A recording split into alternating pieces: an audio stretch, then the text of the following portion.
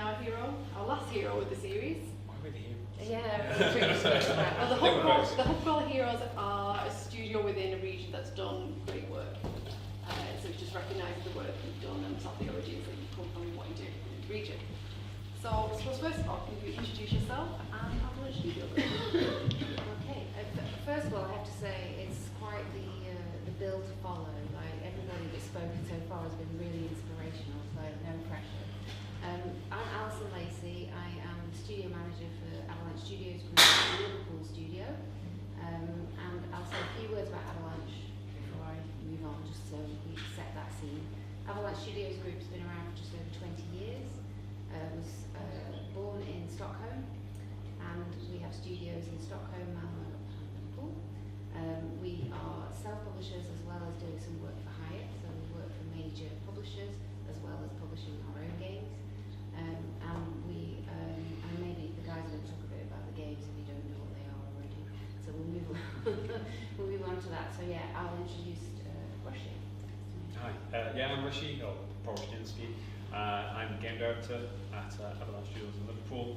I've been there for 4 years since we founded the Liverpool studio, and my background is largely design. I came into the industry to get a QA role, and I've been around for 20 plus years in the likes of Codemasters and Sony, Evolution Studios, etc.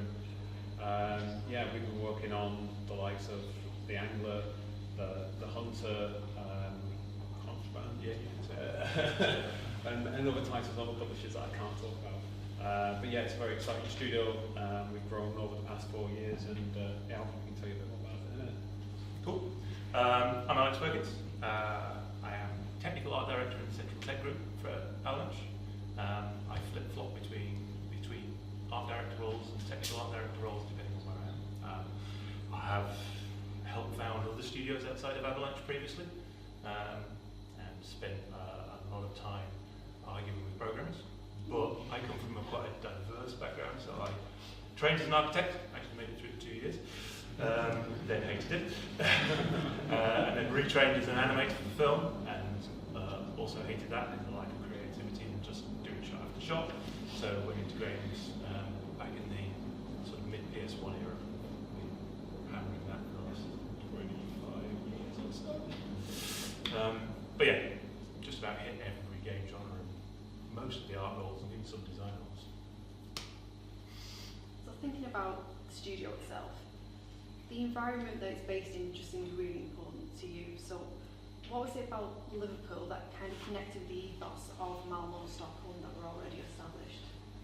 So as Rushy mentioned, it was at the end of 2019, I think, that they and I think it's fair to say that game studios are built around people. So the reason why Avalanche came to the Northwest was because there were 5 people that they started a conversation with who were looking to, I think, not set up a studio for Avalanche, but to work with them in a different way. And they met those 5 people and said, hey, actually, there's something we'd like you to make, or we'd like somebody to make, and we'd like you to set up a studio to do that. Because it's always around people. And so the point about Liverpool, why Liverpool itself, was about looking around at where's a good place to locate, that the 5 people that they're starting with can get to. That's quite important, to be fair. But also thinking about, okay, we're going to have to hire, we're going to have to attract talent. Is that going to be easy to do in a more rural location? I know we've all worked together in sunny Runcorn, and we remember what it was like to try to attract people to come and move there. It wasn't always easy. So I think there was an element of that, and the CEO of Avalanche at the time, Stockholm, travelled around and they looked at Manchester as well as Liverpool, and they felt at home here. I don't know whether it was the water, but if you've got an ecosystem of talent that's already there, you can see how you can hire, you can see how you've got a globally recognised name of a city that people think, oh, that would be cool to live there. All those pieces come together, I think, is the short answer. Yeah, and that point about the challenge of hiring into Runcorn, it is very challenging, because when we put out the job applicants for when we set up the Liverpool studio, we had 20 roles, 2,000 applicants. It was absolutely the same. So that was everything from senior down to junior. Because we specifically did set up the team structure where we have core seniors, but we did want to bring in juniors and bring them up through the ranks. Yeah, it's probably the key point to point out is that is 3 months into start code as well at that point. Yeah, 2020 was when we started. May, June 2020 when Yeah. we started. Yeah. And did you have your base then, even though it was... No, we didn't have a studio, so it was a fully remote situation because we couldn't, at that point it was lockdown and then all sorts of restrictions, and so we 5, I think I was person 8. Yeah, first I actually started in October of that year, and you guys started getting into recruiting. And it was that time when there was a lot of recruiting going on in games as well. Mm-hmm. Yeah, so we all worked fully remotely, and that went on. We didn't open the first studio space that we moved into until, well, November, December 2021, and then we had to send everyone home again for a few months. Yeah. And how many was there when you sort of got people to go into the studio? The first time, by then we were 30. about 30, yeah, and we're about 45 to 50 at the moment. Yeah. And so I've broadened it out with the other studios, so it's around about 600 Avalanches in total in between all the studios. How do you create effective communication pipelines between them all? Yeah, I mean, communication is tough. When I was worked in a bigger studio or a bigger publisher, you know, talking between hundreds, if not thousands of people is a massive challenge. Quite fortunately, you say 600 people, you know, game projects aren't typically that big, or they're not within Avalanche. Most of our projects are 50 to 100 people, depending on the size of that project. But we are split across 3 studios. You know, so as Alison mentioned before, we're in Stockholm, Malmo, and Liverpool. We're a combination of full-time in the office, hybrid, and full-time remote as well, and that brings a lot of challenges. So communication for me starts at a project level, and that is about clear direction and clear vision, making sure everyone knows exactly what they're working on, exactly what the goals you're striving towards. Because if people don't understand that to start off with, it makes communication a lot harder. Then beyond that, for me, it's about the daily rituals and things that we set up across the team, making sure that there's lots of opportunities for people in the different locations, and obviously different, hybrid, remote, or in the office, that we're able to talk to one another. So whether that's daily sort of syncs where people get together, weekly presentations, play testing together, all these things are important. But then, like my job, for example, as a director, we don't do much. We communicate more so than anything else, and that's our job, to make sure that everyone knows exactly what's going on, and that's broadcasting with transparency. You touched upon transparency before, how important it is to make sure everyone knows what's going on. I think that's key to communication as well. Because if you're not being honest with your team, then they can't trust you. And trust is a big part of the communication, especially if you've got so many people who sometimes never met face to face before, and building that trust. Yeah, I think we were kind of fortunate as well, because I've been working on and off remotely or hybrid for nearly 20 years, depending on the company I've worked at. And so as Arthur said, I've seen it done wrong lots of times.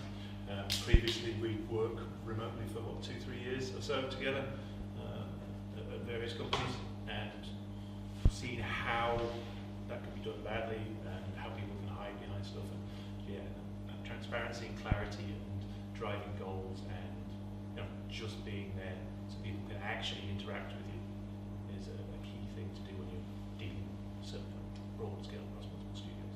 And it's a little bit to your point when you were talking about hiring and saying that you talk to every person as part of that interview process as the most senior person in the studio. What you're saying about communication, this is the director, so when we onboard somebody into the project, the most senior person within the discipline, whether it be art director, game director, tech directors, are part of the onboarding from that person's first day. They make that connection. You are the people telling them what this thing is they're building, or what this team is focusing on, what the pillars are, and making that connection, not just going, oh, you're just somebody else that started another day, and I'm an important director over here, and you don't get to talk to me. I think we did that because we were all remote, and sort of that seemed normal to us to do it, and that's something we carry on, and we stick with. So the onboarding for me is crucial. Yeah, it's definitely something we started rolling out to people who did in the other studios as well. So yeah, so brand random projects that I vaguely interact with now, know who I am, just because I do part of the onboarding and talk about how the technology and how we work together and then how we share all the assets and processes. Have you ever got everybody together? Do you like some studios in festivals? We Things have. like that. Have you tried to do Last year. The organiser. Yeah, it's organisers right back there. It's called Avalance. We shipped us all out to Sweden for 2 or 3 days. So you're like I the was- Shining Hotel, you know, in the hills. Very pretty. Yeah. But Yeah, so everybody went. Everyone was paid to go. We were there for 3 days, and it was a festival. There was presentations, but there was also a lot of fun. Alcohol and that. It's very like that. Explosions. Explosions, you know. And do you think that sort of helped people connect sort of together, like with their own team, but also people they may have just known by email and things like that? Yeah, it makes a big difference having that connection face to face. As much as I've worked remotely for a long time, and I've worked with people for years, but when you meet them, it's different.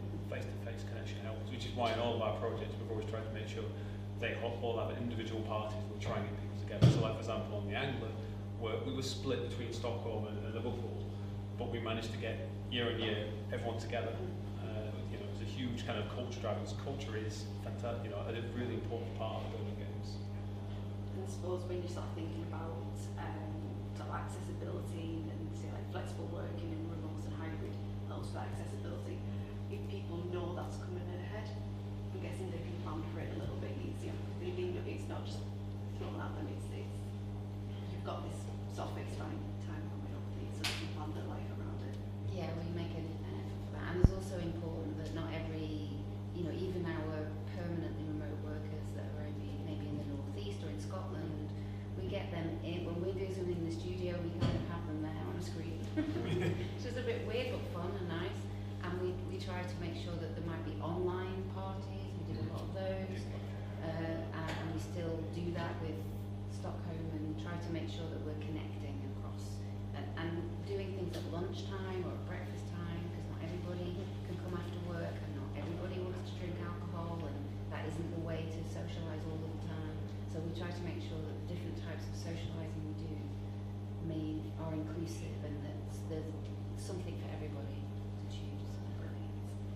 And you've been part of the European gaming landscape for about 21 years. You as a studio group, how has that influenced your understanding of growth and success? We really pondered this question. Yeah, This is like, wow, that's a big question. So Alex? Yeah, I was going to throw it. I've got a slightly unique perspective because it's about 20 years since I last tried to found a studio. It's 4 years since I tried to found this one with Avalance. So there's a big gulf of variation.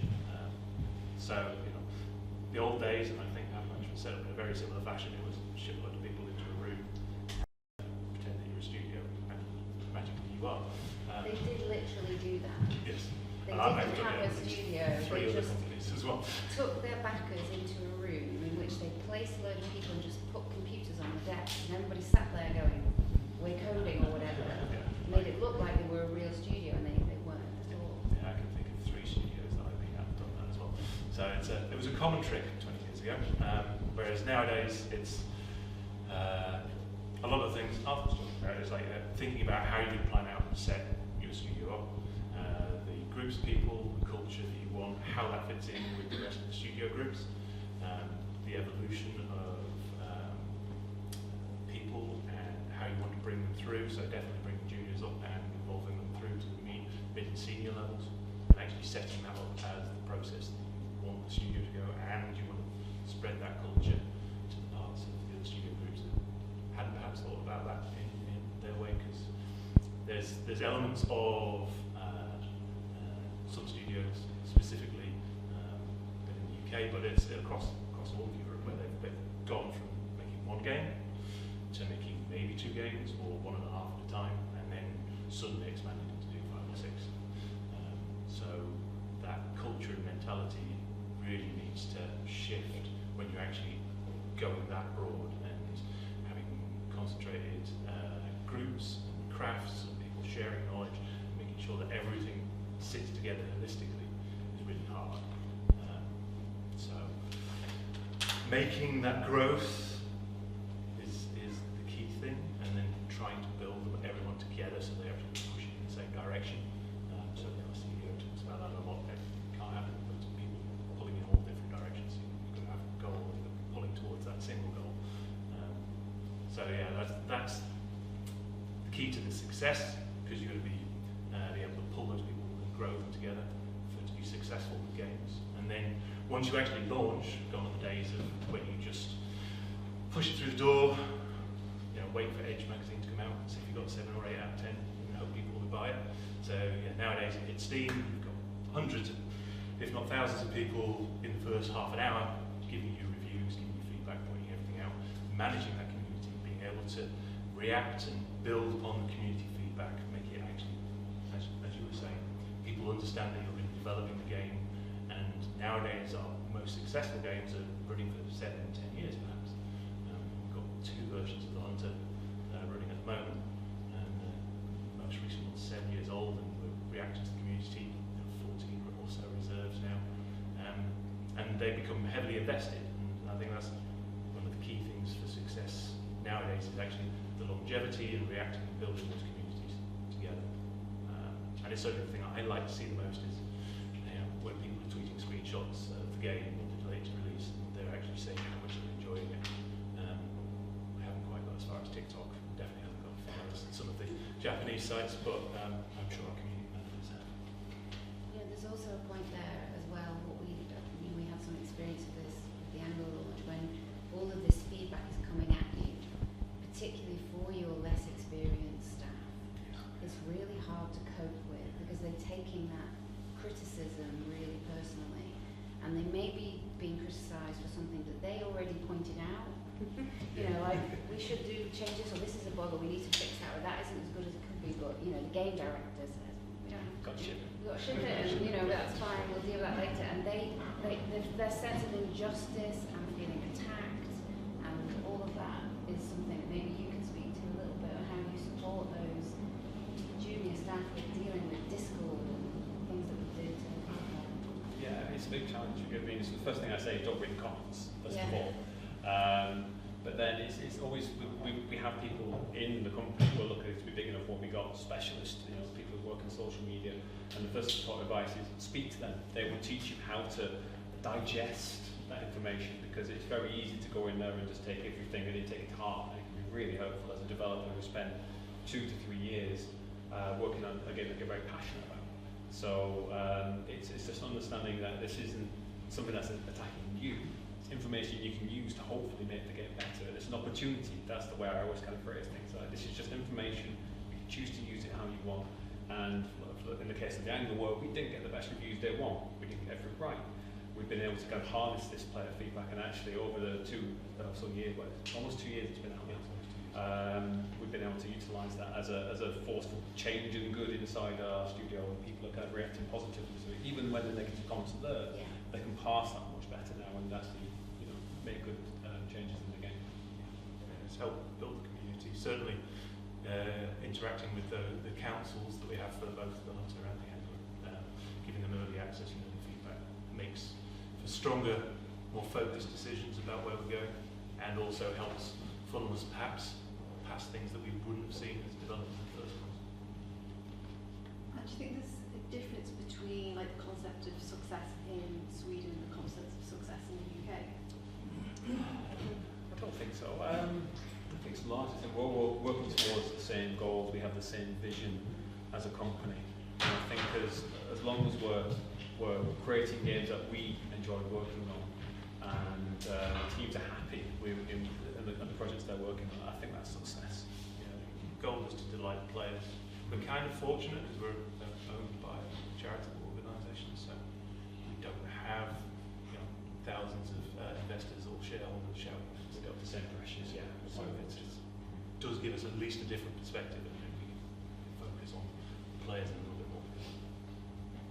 Finally, what's next for Avalance Studios Group in the football? I mean, that's a tricky one. Growth is definitely part of that. As we mentioned, we started off very small, and we've taken that growth very slowly. We've been around 4 years now, and we've only grown to roughly, just less than 50 people. So we haven't trying to just go big straight away when we wanted to make sure we're bringing the right people in all the time. I think the key thing for me is that we have worked on 3, maybe 4 projects in Liverpool right now, but we want something that we could call our own. You know, want to have something in Liverpool we can say, this is the game we can bring everyone around and have everyone working together. Because as good as it is working across all the various sites with all the talent, it's always better when you're working in one location with one group of people, with the support of the other studios. But that's my ambition for this studio. Yeah, I think we've got a relatively diverse, quite young group together, which is unusual, certainly for most of the industry. We have unique access to the technology that Avalance has been working on for 20 years, with the scope and scale of games that potentially isn't open to a studio ourselves normally. So, yeah, I think that focus of the studio project and how we win that is going to be the thing that we're really excited about. Watch this space, thanks. And is there any questions? No? Well, thank you so much.